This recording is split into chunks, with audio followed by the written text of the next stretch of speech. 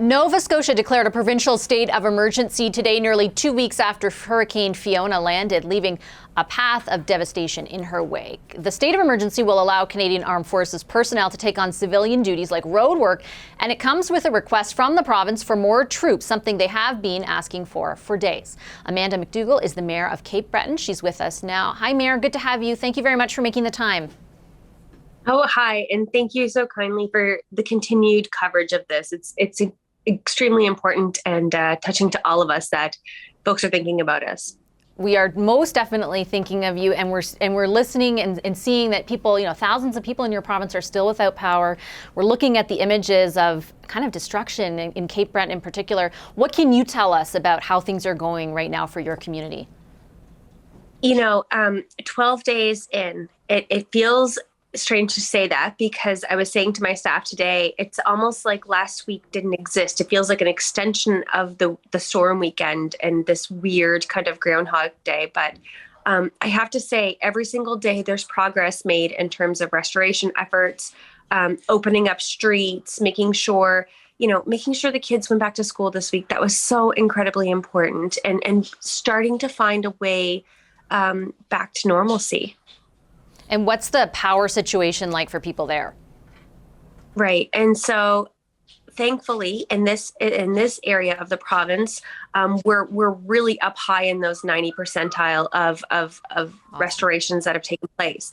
It's really wonderful. But at the same time, there are still small pockets of those who are, again, on day 12 of no power. And predominantly that no power are in areas that do not have city sewer, city water. And so they're dependent on bringing in water to even do things like flushing the toilet. Oh boy.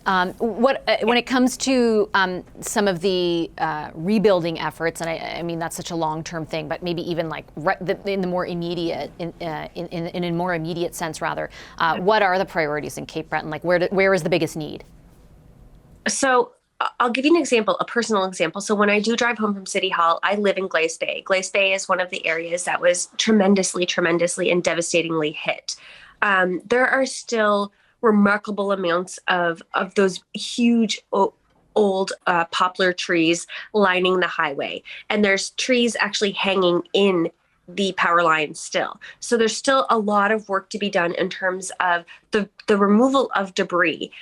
Once that takes place, we can start talking about our sidewalks. Those root systems were so huge that not only did they pull up sidewalks when they fell over, but also sometimes roads as well. The big thing to think of right now, and I know it's a long time out, but we have to get ready because we're in hurricane season and we know winter storms are coming. How do we do better for next time? How do we be more prepared? And what do we need to do to get into that situation of, okay, we're not going to find ourselves in this situation again where a storm surprises us and we're not ready for it. And I don't say that we weren't ready for it, but we need to be uber prepared. So making sure that community centers have things like generators, things like, weather event and emergency preparedness pantries, making sure that our staff members, our volunteers are very skilled and up to date in terms of training of emergency preparedness. We've never seen a storm like this, and we see a lot of storms. And so for those people, I think in my community who, might be in their 70s, 80s, and 90s, who are saying to us, my word, I haven't seen a storm like this in all my lifetime, that scares me. That scares me a lot because we don't know what's next, and we have to be prepared for what we don't know is coming. Is your sense that the province is seized with that? And I would acknowledge, just like you did, like obviously there's so much stuff happening right now they have to deal with, but I think we all have the sense that these like once in 100-year storms are happening so much more frequently.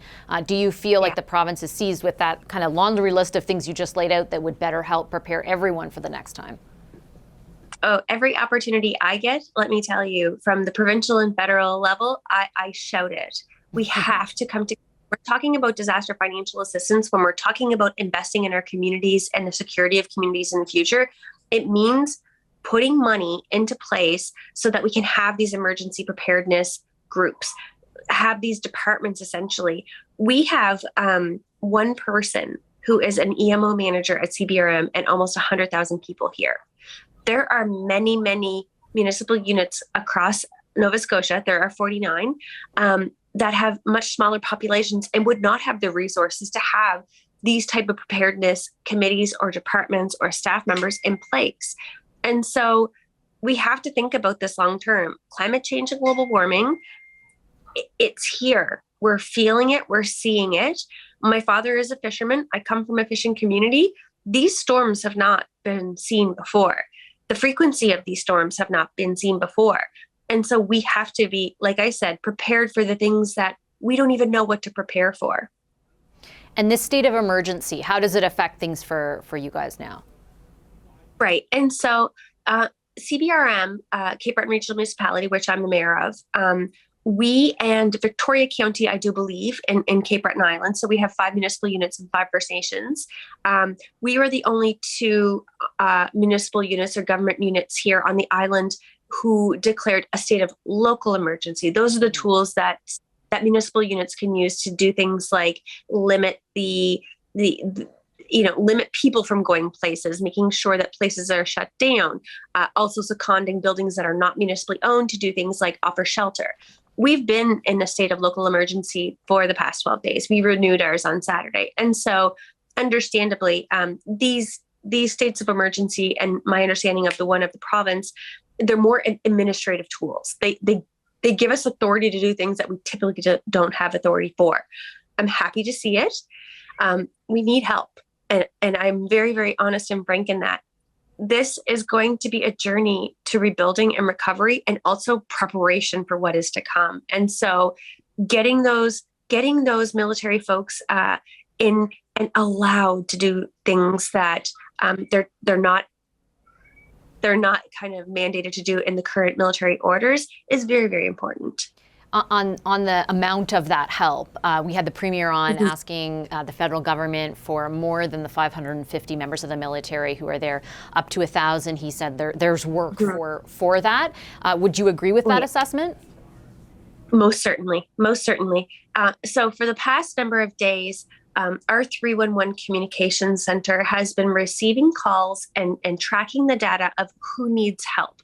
And so when I'm talking about driving home from City Hall to Glace Bay and seeing these giant chunks of debris all over the place, there are thousands of properties right now just in the Cape Breton Regional Municipality that are littered with debris. And there are not enough arborists, there are not enough skilled trades folks and workers to get rid of that debris. People might think, oh, okay, well, what a shame, right? Like there's stuff in people's yards. What's the problem? No, we are in hurricane season and we're entering into winter. There are literally trees laying on people's houses, trees impeding access to people's homes and businesses still that need to be removed. And there's simply not enough hands to do so. And so my understanding and my appreciation for our military folks who have been on the ground assisting Nova Scotia Power, all of the crews that have come in from across Canada and the United States to help us, is that, people need help too. People need help on their properties because we can't simply do it alone. And to leave a tree, 100-year-old tree on a house that is already in a state that is not necessarily safe, you're asking for people to lose their homes. Mm-hmm. Okay, I have to leave it there. Thank you very much, Mayor McDougall. I appreciate you taking some time out. I know it's probably very busy for you, so thanks a lot.